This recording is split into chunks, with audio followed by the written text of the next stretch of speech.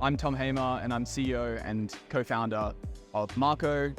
Marqo is a platform for training and deploying embedding models. So we help companies train billion parameter, highly specialized custom AI models that improve search, recommendations, and RAG applications. A fun fact about me is that I'm kind of addicted to online chess. I've played over 10,000 games in the last sort of 2-3 years. Yeah, I've been playing it every day, and I guess my rating is still still could be higher, but yeah, that's I guess that's kind of unique. Yeah. When I was 14, I started off building apps for the App Store when that sort of first came out. This was back in 2010, 2011. I had an app which got to 4th in education in a number of different European countries, and also top 50 into the US. It was an app actually about how to make apps. I guess that sort of is where my interest in sort of entrepreneurship and I guess building products and building services that make people's, improve people's lives and improve results for customers sort of started. And then after that, I worked for AWS for a while. I worked on RDS, so the relational database service. But I was always really interested in embeddings, basically these vectors that go into vector databases. I've been interested in this since sort of 2016 was when I started, was when I initially became interested in this with Word2Vec. And then as AI sort of started dramatically improving in 2020, 2021, I just saw this huge opportunity for these AI models, these embedding models, to just dramatically improve search and recommendations. So when we started Marqo, we aimed to build this end-to-end platform which provides training mechanisms for embedding models, so you can train over 200 different embedding models. You can deploy those embedding models, and it also includes a vector database as well. So you have all of the components you need to build a really highly relevant retrieval system using vector database or embedding-based technology. One of the key use cases that we're seeing a lot of with Marqo is in multimodal. So we're seeing a lot of customers using Marqo for image-based retrieval use cases. Embeddings can be used for many, many more use cases than just simple text search. And we're seeing a lot of customers, companies like Envato, Redbubble, using Marqo to power image-based search experiences. We're also seeing a lot of traction with images used in things like RAG applications, so combining image search with generative AI as well. But I think multimodal search is one of the most interesting use cases for Marqo at the moment.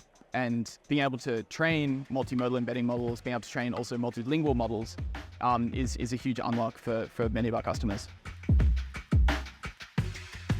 We've gone from a company that wasn't, even funded, a company that's just been founded, to, a venture-backed company. We've got employees across 3 different countries. We've got lots of customers and thousands of users on our open source platform. Yeah, I think just scaling that rapidly, building out the team, I think that's probably been one of the biggest challenges. But it's also been the most rewarding because we've just been able to get so much done in the last couple of years, which has been incredible. Well, I think retrieval is a very difficult problem. So you have to have the right data, and often the data is unstructured, so it's things like images. The images may not have, a proper labeling. Even if they do, pictures often have much more like data and context within the image than you can ever kind of describe in text. And then also being able to understand the user intent. So if the user searches for something, let's say, and they give one word, a one-word prompt, it can be quite difficult to figure out what the user is actually looking for. You often need to combine retrieval with a number of other sort of data points of metadata about that user as well. So maybe what country they're searching from, maybe it's previous searches that they've done, or previous components on the website that they've interacted with. Those 2 issues make search quite challenging. And so by using AI, by using large language models, they get us a really long way towards being able to solve this problem, because they can fill in a lot of these gaps. They can combine a lot of these other data sources like user profile information, personalization. They can also fill in a lot of these gaps with the data because they can have really good comprehension of unstructured data like images. That's been a technical challenge that we've been really focused on solving at Marqo. And due to all of the latest advancements in AI, we've been able to really substantially improve the way that search and recommendations are done for our customers. I think that LLMs have a lot more use cases than people think.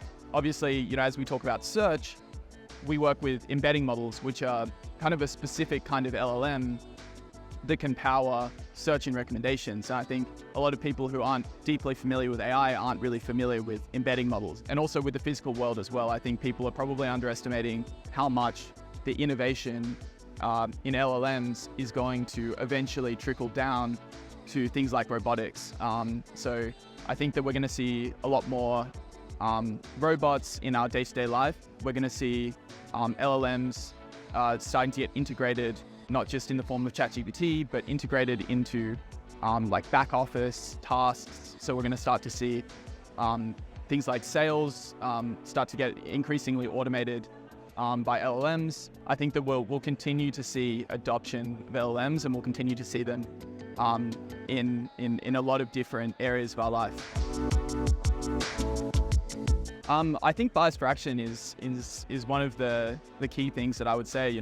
I think getting started, getting out there with your product or whatever the problem is that you're trying to solve, and start asking questions, start talking to people. The more actions you can take, the better.